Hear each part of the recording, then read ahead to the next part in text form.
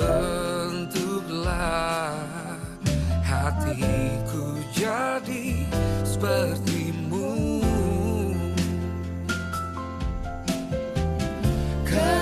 Kekudusanmu memenuhiku. Tuhan, ini rinduku.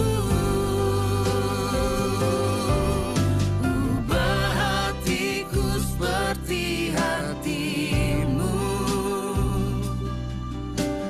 Kudus berkenan bagimu.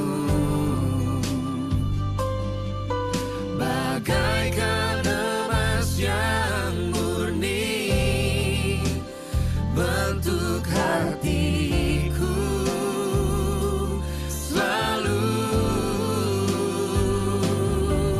Biar ku menjadi ciptaan baru,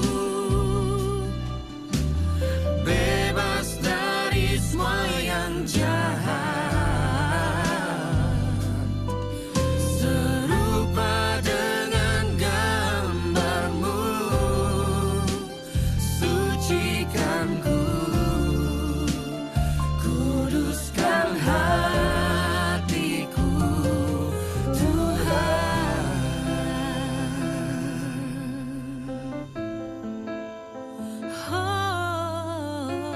Bapa, terima kasih baik Tuhan. Bapa, Ku terima mau kasih. berkenan, ku Kami mau berkenan mau berkenan bagimu.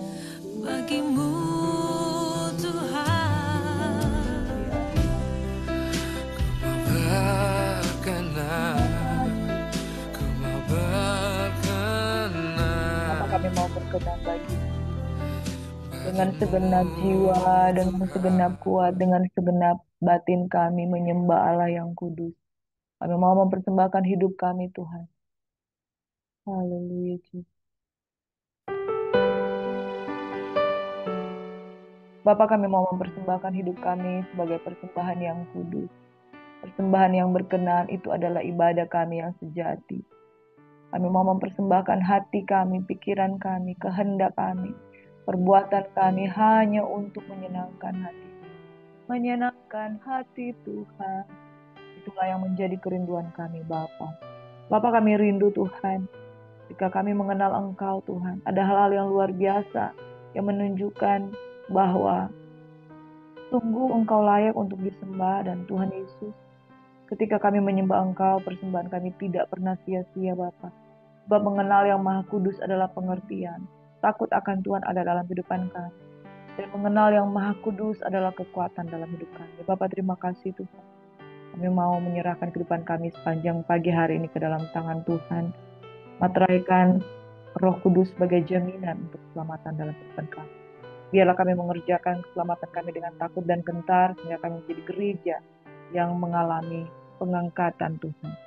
Kami menjadi jemaat Tuhan yang memerintah bersama-sama dengan Kristus sebagai Raja. Dalam nama Yesus kami bersyukur, haleluya, amin. Selamat pagi, shalom saudara yang diberkati oleh Tuhan Yesus Kristus. Pagi hari ini mari kita mau belajar tentang bagaimana kita mempersembahkan yang terbaik bagi hormat dan kemuliaan nama Tuhan. Dari Matius 2 ayat 1 hingga ayat 12 kita akan belajar tentang persembahan orang-orang Majus, bangsa dari timur, bangsa yang tidak mengenal Tuhan. Tetapi mereka percaya bahwa ada satu pribadi yang dapat mereka sembah. Mereka datang tanpa pengertian, mereka datang dengan pola pikir manusia lama mereka. Tetapi mereka tahu bahwa manusia diciptakan dengan ruangan hati yang kosong untuk menyembah sesuatu, seseorang, makhluk. Dan saudaraku yang diberkati oleh Tuhan Yesus Kristus, manusia di dalam agama-agama dunia berkerinduan untuk mencari kebenaran. Tetapi orang percaya kebenaran itu di-reveal, dinyatakan, sehingga kebenaran itu lahir di dalam Yesus Kristus yang tinggal di tengah-tengah kita.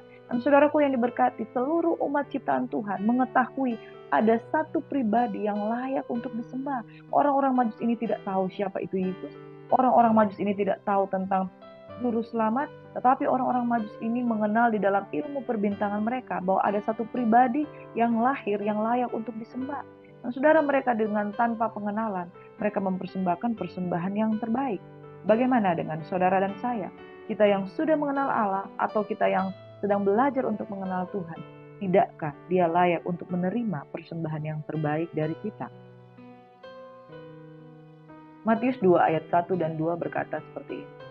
Sesudah Yesus dilahirkan di Betlehem, di tanah Yudea pada zaman Raja Herodes, datanglah orang-orang Majus dari timur ke Yerusalem dan berkata, "Di manakah dia, raja orang Yahudi yang baru dilahirkan itu? Kami telah melihat bintangnya di timur dan kami datang untuk menyembah dia."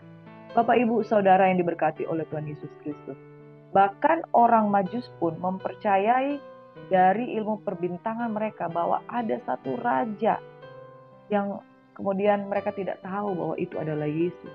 Saudaraku yang diberkati oleh Tuhan Yesus Kristus, percayalah bahwa Yesus adalah pribadi yang sudah dinubuatkan ratusan tahun yang lalu, bahkan ribuan tahun lalu.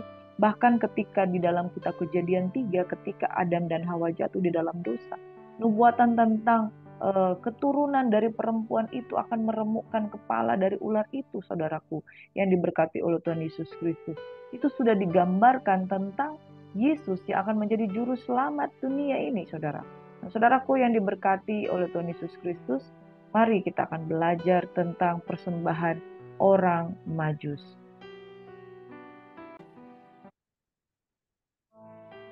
Kedatangan orang-orang Majus, siapakah mereka? Saudara, mereka adalah orang-orang yang tidak mengenal Tuhan.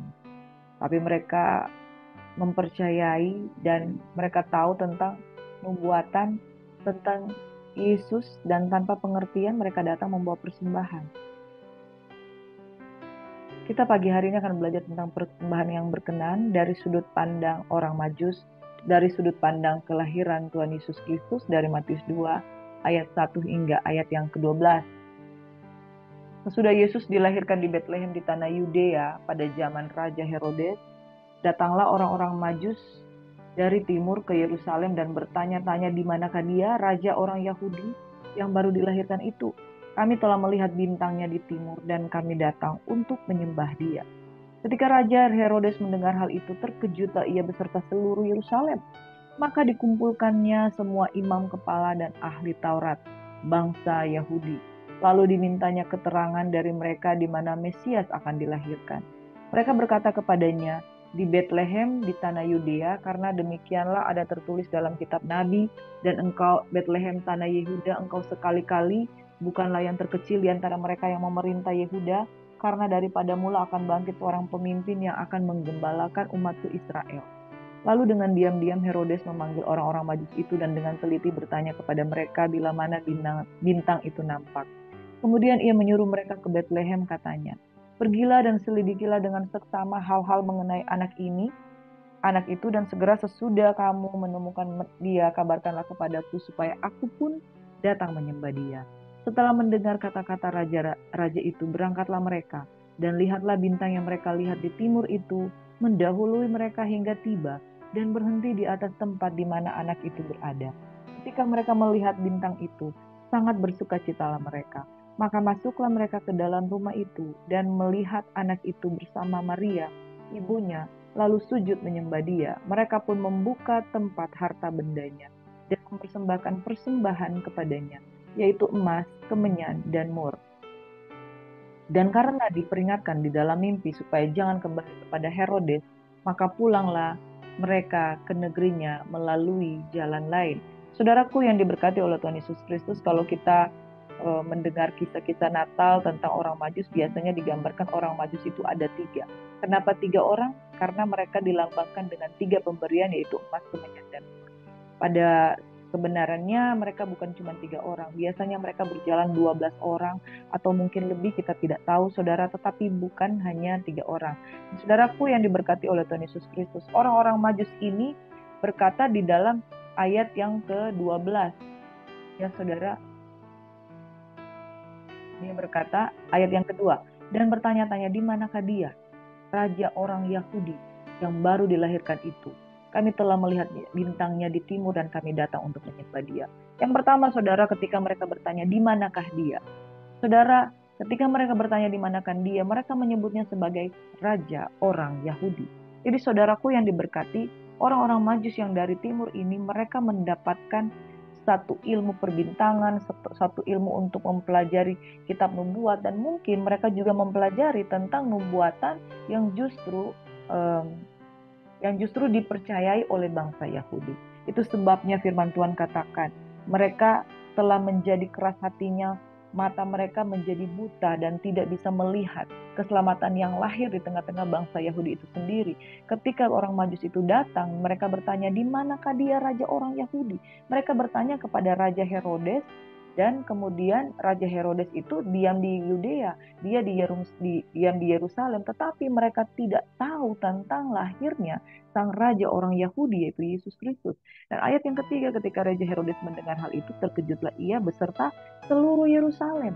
Jadi saudara, ketika Yesus lahir, ketika raja orang Yahudi itu lahir, saudara, seluruh Yerusalem tidak tahu, Raja Herodes tidak tahu, tetapi orang-orang Majus ini tahu. Jadi saudaraku yang diberkati, orang yang mempercayai nubuatan, menanti-nantikan saatnya nubuatan digenapi.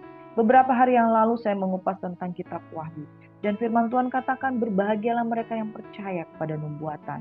Ketika nubuatan itu disampaikan, Rasul Yohanes disuruh untuk memakan kitab itu, dan kitab itu terasa pahit di perut tetapi manis di mulut. Ini berbicara tentang nubuatan, saudara. Nubuatan itu saudara harus nantikan, nubuatan itu saudara harus percayai, dan nubuatan itu harus saudara lihat bahwa itu akan terjadi dan tergenapi. Ketika orang-orang Majus itu mempercayai tentang nubuatan, mereka mempelajari tentang ilmu perbintangan, bahwa di ufuk timur, saudara, bintang dari timur akan menunjukkan bahwa raja dari orang Yahudi itu akan lahir. Mereka orang yang tidak mengenal Tuhan, mereka saja menantikan Tuhan. Bagaimana saudara dengan saya? Bagaimana mungkin kita tidak percaya tentang nubuatan kitab suci yang akan mengatakan bahwa Yesus akan datang pada kali yang kedua? Hati-hati saudara, jangan sampai ketika nubuatan itu kita tidak percayai, kita tidak akan dapat menyambut kedatangan Tuhan pada kali yang kedua. Orang-orang Majus menyambut kedatangan Yesus Kristus pada kali yang pertama ketika mereka mempercayai tentang ilmu perbintangan itu saja. Saudara, siapakah Raja Herodes? Kerajaan Herodes itu adalah kerajaan dari Yudea, adalah negara klien Republik Romawi. Jadi itu mereka karena pemerintahan Romawi menjajah bangsa Yahudi pada waktu itu di Yerusalem, maka mereka menempatkan raja mereka untuk menguasai Yudea atau Yerusalem pada waktu itu. Jadi negara dari Republik Romawi. Jadi ketika saat Raja Herodes diangkat, dia disebut sebagai Raja Yahudi oleh Senat Romawi. Dan pada waktu Yesus lahir pada waktu itu, saudara, ada seorang raja yang bernama Raja Herodes. Ada Herodes Agung, Herodes Antipas. Herodes itu sebenarnya ada beberapa Herodes, saudara. Ada Herodes Agung. Herodes Agung ketika Raja Yudea, dia membangun kembali bait suci kedua di Yerusalem. Dia adalah sosok yang disebut melakukan pembunuhan anak-anak bayi di Injil Matius. Lalu ada Herodes Arkelaus, yaitu yang dia tinggal sekitar 23 sebelum Masehi atau sekitar 18 sebelum Masehi. Juga ada Herodes Antipas. Ya, saudara, ia digambarkan di Perjanjian Baru sebagai orang yang memerintahkan pembunuhan Yohanes Pembaptis dan mengejek Yesus sebelum kematiannya. Jadi Herodes Agung itu yang memerintahkan pembunuhan anak-anak bayi. Tapi kalau Herodes Antipas itu yang membunuh Yohanes Pembaptis. Ada juga Agripa I. Dia juga merupakan Raja Herodes di dalam Kisah Para Rasul. Ada juga Herodes II, yaitu Herodes Filipus, ayah dari Salome. Ada juga Herodes Filipus II, Herodes III, yaitu Agripa II, Herodes Atticus. Jadi Raja Agripa I itu adalah Raja Herodes juga yang masuk di dalam kitab Kisah Para Rasul. Saudaraku yang diberkati, jadi Raja Herodes ini adalah raja yang diutus bangsa Romawi yang berkedudukan di Yerusalem atau Yudea. Sesaat setelah dia mendengarkan tentang pencarian dari bangsa orang-orang Majus itu, dia merasa, ada raja yang bersaing dengan dia. Ada raja yang akan menyaingi dia. Dia tidak tahu bahwa ini adalah seorang baik. Nah, saudaraku yang diberkati oleh Tuhan Yesus Kristus, dia terkaget-kaget karena sebelum itu berkata, di Bethlehem tanah Yehuda, Mika 5 ayat 1. Itu tergenapi, saudara. Lalu ayat yang ketujuh dikatakan dengan diam-diam Herodes memanggil orang Majus itu dan teliti bertanya kepada mereka bila mana bintang itu nampak. Dan kemudian dia dengan pura-pura berkata, pergi dan selidiki dengan seksama hal-hal mengenai anak itu, dan segera sesudah kamu menemukan dia, kabarkanlah kepadaku supaya aku pun datang menyembah dia. Saudara, saya mau katakan begini, kita berbicara tentang penyembahan pada hari ini. Bangsa yang tidak mengenal Tuhan, tetapi mereka mempercayai kitab nubuatan, mereka mempercayai ilmu perbintangan, mereka datang untuk menyembah dia. Jadi saudaraku, mari kita punya sifat suka menyembah. Kita punya sifat kekosongan di dalam hati yang perlu diisi dengan sesuatu yang kita sembah. Dan ketika ada Yesus di dalam hati, jangan pernah biarkan hati kita kosong, tapi teruslah menyembah Tuhan. Ada orang seperti Raja Herodes, dia pengen mencari Yesus, tetapi bukan dengan motivasi yang benar. Dia menipu dan dia katakan, selidiki dengan sesama, aku pun datang untuk menyembah dia. Kemanapun Injil dikabarkan, ada orang yang akan mencari Yesus dengan maksud-maksud yang baik atau maksud-maksud yang tidak benar. Orang Majus datang dengan maksud yang baik, yaitu untuk mempersembahkan persembahan emas, kemenyan, dan mur. Tetapi Herodes mencari Tuhan Yesus bukan untuk maksud yang baik, tetapi untuk membunuh dia, sebab ada iri hati di dalam dirinya. Saudara, kalau kita datang kepada Tuhan dan isi hati kita tidak benar, maka motivasi kita pasti tidak benar. Kalau kita datang kepada Tuhan, mencari Tuhan dengan motivasi yang kotor, hati kita belum bertobat, hati kita dipenuhi dengan iri hati, dengki, hati yang belum dibereskan, hati yang penuh dengan negative thinking, hati yang dipenuhi dengan overthinking, kita menyembah Tuhan bukan dengan cara yang berkenan, tapi kita mencari Yesus dengan motivasi-motivasi yang gak baik. Jadi saudaraku, sebelum kita lebih lagi mau menyembah Tuhan, pastikan hati kita bersih di hadapan Tuhan. Setelah mendengar kata-kata raja itu, ayat 9, berangkatlah mereka. Dan lihatlah bintang yang mereka lihat di timur itu mendahului mereka. Saudara, adakah bintang yang berjalan-jalan? Tentu kalau bukan karena seizin Tuhan, itu tidak terjadi. Bintang yang mereka lihat di timur mendahului mereka hingga tiba dan berhenti di atas tempat di mana anak itu berada. Saudara, kalau saudara melihat bintang itu seperti apa sih? Saudara melihat dari jauh bintang itu, ya begitu di situ aja tempatnya. Dan akan sulit melihat bagaimana bintang itu menunjukkan satu tempat kecuali arah. Nah, ini bintang itu meletakkan posisinya tepat di atas anak itu, saudara. Berarti ada satu tanda di mana bintang itu kelihatan berjalan, kemudian kelihatan berhenti. Dan orang Majus itu dituntun oleh bintang itu. Saudaraku yang diberkati oleh Tuhan Yesus Kristus, kalau kita menjadi orang percaya, makna alegoris di sini adalah saudara lihat kepada bintang timur yaitu Yesus.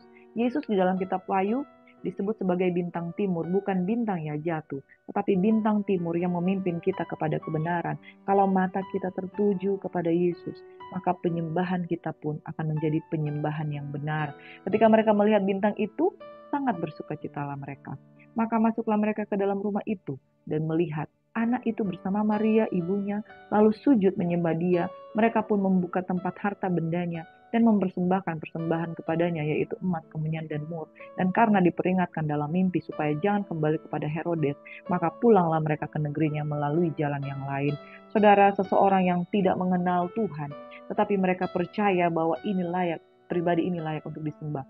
Mereka sujud menyembah tanpa mereka melihat ini anak lahir di kandang, ini anak mungkin tidak ada di tengah-tengah kambing domba. Ya, saudara, berarti it's so small, saudara. Tetapi karena mereka percaya, mereka menyembah. Karena mereka percaya, mereka sujud. Saudaraku yang diberkati, kurang apa lagi penyataan tentang Yesus sebagai pribadi yang layak untuk disembah. Kita tidak perlu menunggu penungguhan lagi kepada siapa kita harus menyembah. Tetapi kepada Yesus kita berikan yang terbaik. Pagi-pagi benar pada waktu hari masih gelap, kiranya engkau datang untuk mencari Tuhan dan sujud untuk menyembah dia. Emas, kemenyan, dan mur. Dan karena diperingatkan saudara dalam mimpi supaya jangan kembali ke Herodes, maka pulanglah mereka ke negerinya melalui jalan yang lain. Saudaraku yang diberkati oleh Tuhan Yesus Kristus, ketika kita mencari Tuhan dengan kerinduan, maka Ia akan menunjukkan jalan. Ketika mata kita tertuju kepada bintang dari timur, yaitu Yesus Kristus Tuhan, kita akan menemukan Dia secara pribadi. Setelah kita temukan, sujud, sembah Dia, proskuneo, seperti anjing yang memandang wajah tuannya dan berkata, Engkaulah Allah yang kusembah. Dan saudaraku, kalau kita dituntun pada kebenaran, maka Tuhan akan melalukan kita dari pencobaan. Mimpi itu datang kepada mereka dan diperingatkan kepada mereka, jangan kembali ke jalan yang sama, supaya mereka tidak kembali pada Herodes. Saudara, kalau jalan kita tertuju kepada Yesus, kita menyembah Allah yang benar, maka kita akan diluputkan daripada yang jahat. Saudara, orang-orang Majus ini adalah orang-orang yang paham, adalah suatu paham yang diperkirakan dari Kaldea. Mereka menyebar di negeri perbatasan di antara bangsa Yunani dan Romawi. Mereka dikenal sebagai bangsa Kaldea. Dalam pandangan orang Persia, orang Majus adalah suci dan bijaksana. Mereka menguasai berbagai cabang ilmu pengetahuan.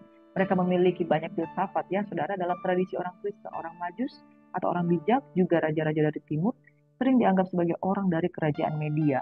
Mungkin pendeta Zoroastrian atau mungkin juga magis yang mengenal astrologi dari Persia kuno. Nah, saudara, raja-raja dari timur ini kemudian diperingatkan dalam mimpi oleh malaikat atas rencana jahat Herodes terhadap bayi Yesus, dan akhirnya mereka memutuskan untuk pulang melalui jalur yang berbeda. Hal ini menyebabkan Herodes bertindak untuk membunuh semua anak kecil di Bethlehem sebagai usaha untuk menggagalkan nubuatan mengenai raja yang baru lahir dan menghilangkan saingan yang dianggapnya akan merebut tahtanya. Namun pada saat pembaian tersebut, orang tua Yesus telah diperingatkan oleh malaikat untuk mengungsi ke Mesir hingga Herodes mati. Saudaraku yang diberkati oleh Tuhan Yesus Kristus, orang-orang Majus ini berasal dari Media.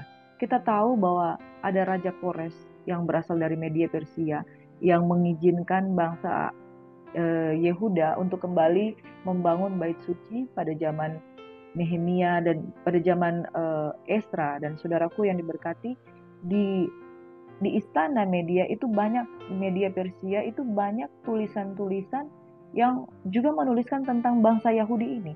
Jadi saya percaya orang-orang Majus, orang-orang bijak pada waktu itu, mereka juga mempelajari tentang Mesias lewat catatan-catatan yang pernah ada di kerajaan mereka. Saudaraku yang diberkati, saya mau mengingatkan kita bahwa pentingnya mempercayai kitab nubuatan. Pentingnya untuk mempercayai bahwa Tuhan itu benar-benar ada dan tinggal di antara kita. Dan saudara, kita belajar bagaimana persembahan orang-orang Majus ini. Mereka memberikan persembahan emas.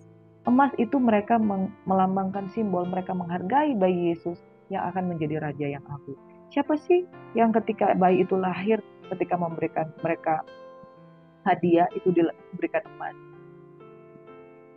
Itu tidak seperti, kebanyakan tidak seperti itu, saudara. Kecuali itu anak sendiri atau ponakan. Ini orang yang dari jauh mempersembahkan emas itu bukan hanya 1-2 gram, tetapi orang dulu kalau mempersembahkan emas itu bersikal-sikal, saudara. Dan saudaraku mungkin dalam bentuk talenta juga yang lebih besar. Emas melambangkan bahwa bayi Yesus akan menjadi Raja Agung. Betapa mereka menghormati Yesus Kristus Tuhan. Saudara, ketika Ratu Esther berdiam di kerajaan Media Persia waktu itu, Raja Ahasiweros, nah mereka punya sejarah tentang bangsa Yahudi. Jadi tentang nubuatan-nubuatan bagaimana Mesias akan lahir di tengah-tengah bangsa Yahudi, itu dipercayai juga oleh orang Media dan Persia. Apalagi orang Majus, orang-orang bijak, orang-orang yang mempelajari ilmu perbintangan, orang-orang yang mempelajari tentang bahwa ada Tuhan di tengah-tengah bangsa Yahudi. Makanya ketika mereka datang di sana, mereka tidak datang, mana itu raja. Tapi mereka berkata, mana itu raja orang Yahudi. Jadi mereka orang Media Persia, tetapi menghormati, menghargai, sujud, dan menyembah raja orang Yahudi. Seperti yang tercatat di dalam kitab-kitab nubuatan atau di dalam kitab-kitab yang mereka tulis di dalam sejarah bangsa Media Persia. Saudaraku, kemenyan melambangkan bayi Yesus yang akan menjadi imam agung. Kemenyan itu biasa dipakai untuk persembahan ukupan, untuk wangi-wangian di hadapan Tuhan. Saudara, berbicara tentang penyembahan, berbicara tentang memberikan yang terbaik yang berbau harum di hadapan Tuhan. Orang-orang Majus ini datang dari jauh dengan suatu tuntunan, mereka sengaja mempersiapkan diri untuk mencari Tuhan. Saudaraku, sudahkah pada hari-hari ini engkau sungguh-sungguh mencari Tuhan, memberikan yang terbaik dengan emas yang berbau harum di hadapan Tuhan? Apa yang berbau harum? Tubuh kita tidak najis, tidak melakukan suatu perzinahan lalu kemudian cuci tangan dan setelah itu mempersembahkan korban, itu tidak berkenan, saudara. Saudara melakukan dosa dengan sadar. Saudara naik di mimbar, saudara menjadi worship leader, saudara menjadi pembicara. Tetapi antara diaken dengan Syamas melakukan hubungan-hubungan yang tidak berkenan di hadapan Tuhan. Saya harus katakan ini, sebab hari-hari terakhir ada orang yang pura-pura mempersembahkan hidupnya, tetapi tidak kudus di hadapan Tuhan. Najis, dan kemudian menutupi dosanya dengan hal-hal yang kelihatan rohani. Dan saudaraku yang diberkati oleh Tuhan Yesus Kristus, kemenyan berbicara tentang asap, kemenyan berbicara tentang wangi-wangian, kemenyan berbicara tentang sesuatu yang naik di hadapan Tuhan. Jikalau persembahan itu naik di hadapan Tuhan dengan api asing, maka saudara tidak berkenan. Tuhan akan menghanguskan orang seperti Nadab dan Abihu, itu dihanguskan di hadapan Tuhan karena mereka mempersembahkan api asing di hadapan Tuhan dan Tuhan tidak berkenan. Sekalipun engkau imam, sekalipun engkau imamat yang rajani, sekalipun engkau layak untuk mempersembahkan di hadapan Tuhan, tetapi kalau api asing yang engkau naikkan di hadapan Tuhan, itu tidak berkenan di hadapan Bapa. Persembahan yang ketiga, mur, melambangkan bayi Yesus yang kelak akan mati untuk menebus dosa manusia. Saudaraku, persembahan ini adalah wujud bagaimana cinta kita kepada Bapa di surga melalui Putra Tunggalnya yang kudus. Mari kita persembahkan hidup kita sebagai persembahan yang terbaik. Roma 12 ayat 1 berkata seperti ini. Karena itu saudara-saudara, demi kemurahan Allah, aku menasihatkan kamu supaya kamu mempersembahkan tubuhmu sebagai persembahan yang hidup, yang kudus, dan yang berkenan kepada Allah. Itu adalah ibadahmu yang sejati. Kenapa demi kemurahan Allah? Oleh karena kasih karunia Tuhan, Dia telah menyerahkan anaknya yang tunggal untuk mati di antara kita dan hidup dan berkenan sebagai Bapa, sebagai anak Bapa yang menyenangkan Bapa. Saudara, demi kemurahan Allah, Tuhan sudah berkemurahan dengan kita. Tidakkah kita mengucap syukur atas kemurahan Tuhan? Saudara, kalau engkau diberikan satu pemberian yang tidak layak untuk engkau terima, tidakkah itu satu pemberian? Engkau tidak punya uang untuk mendapatkannya, tetapi orang memberkati engkau dan memberikan kepadamu. Saudara, tidakkah kita patut mengucap syukur? Yesus sudah mati bagi kita, Yesus sudah tinggal di antara kita sebagai juru selamat. Mari kita kembalikan ucapan syukur kita dengan persembahan yang berkenan, yaitu apa? Tubuhmu suci kudus.